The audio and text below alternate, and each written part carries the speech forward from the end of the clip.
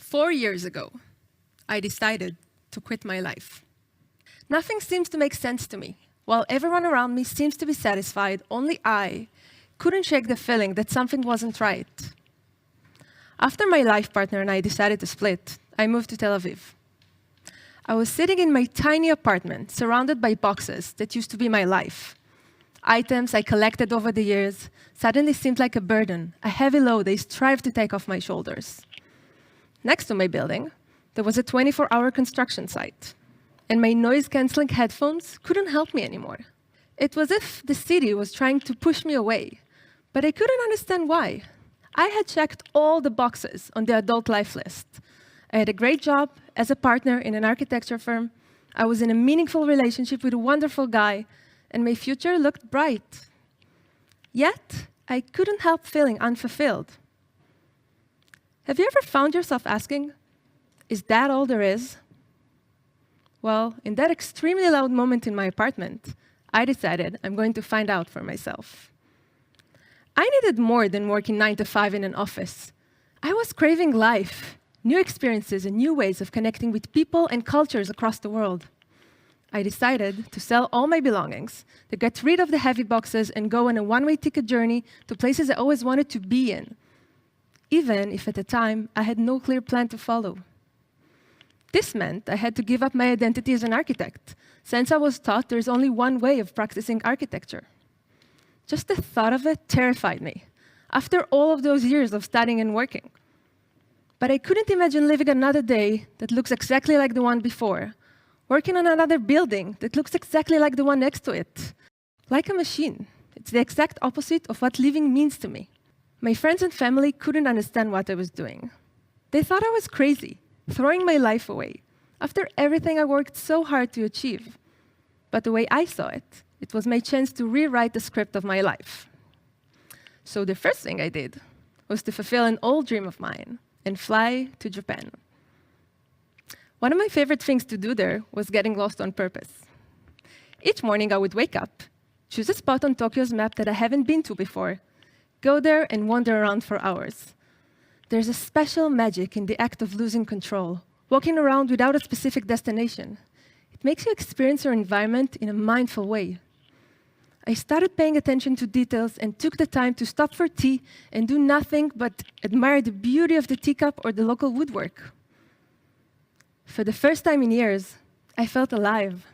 My senses were sharp, I could breathe deeper, and I was finally feeling like my curious self again.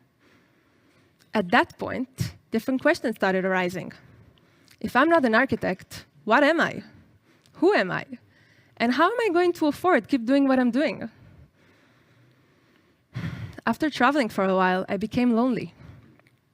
When I first arrived, I was mainly interacting with tourists who usually left after a few days. Quickly after, I began seeking people that lived there.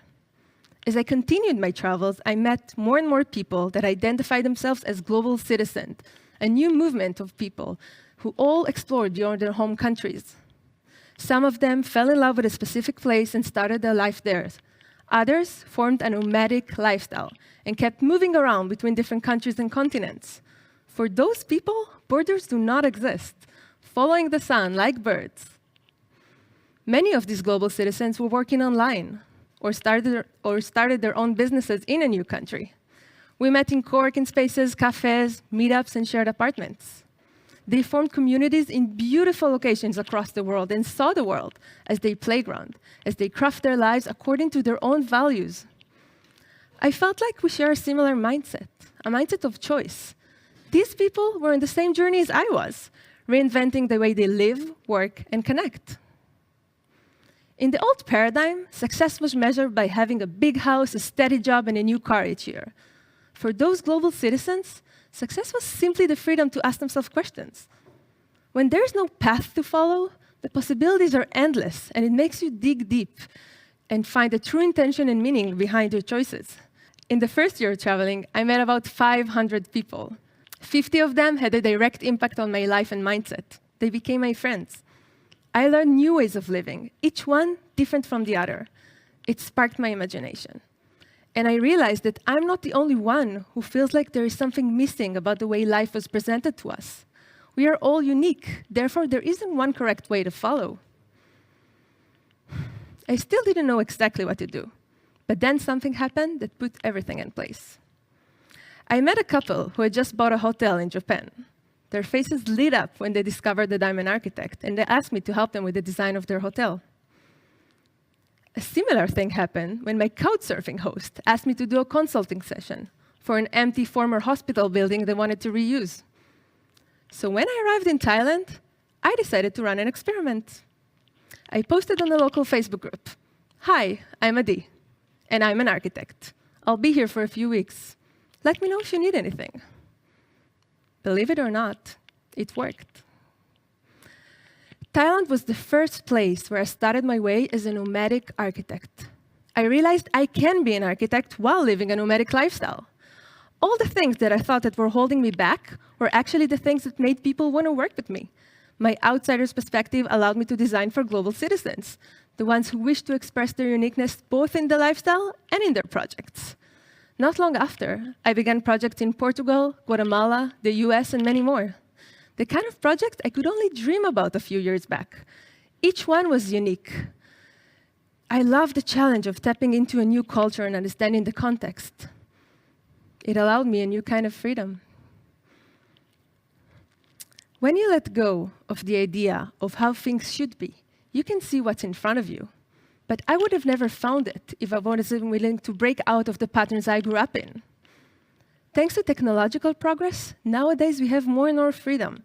The kind of freedom our ancestors couldn't even imagine.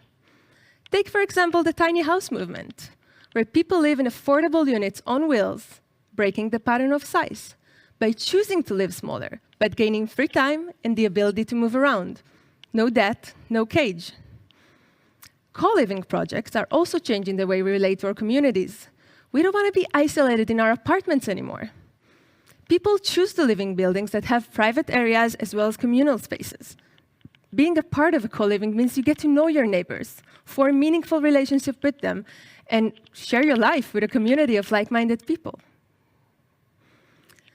It seems that after experiencing the world as a global village, as a society, we have more appreciation toward uniqueness of places and cultures, using local materials, techniques, and crafts over copycat designs.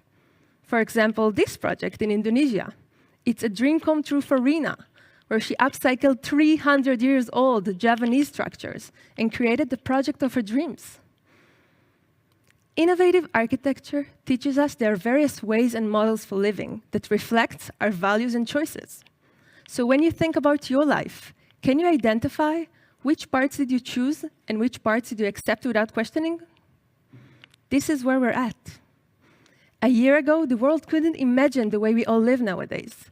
The patterns around us are breaking, and we have an historic opportunity to be proactive in designing our lives. As the world keeps changing, we have to be better in understanding of self, lifestyle design, and where we fit. The new millennium offers us the opportunity to truly own our choices and to imagine new ways of working and living. All we have to do is be active, creative, and adopt a flexible mindset. You don't have to sell your belongings or travel the world. You do have to think for yourself. Are you building life based on a design someone handed you?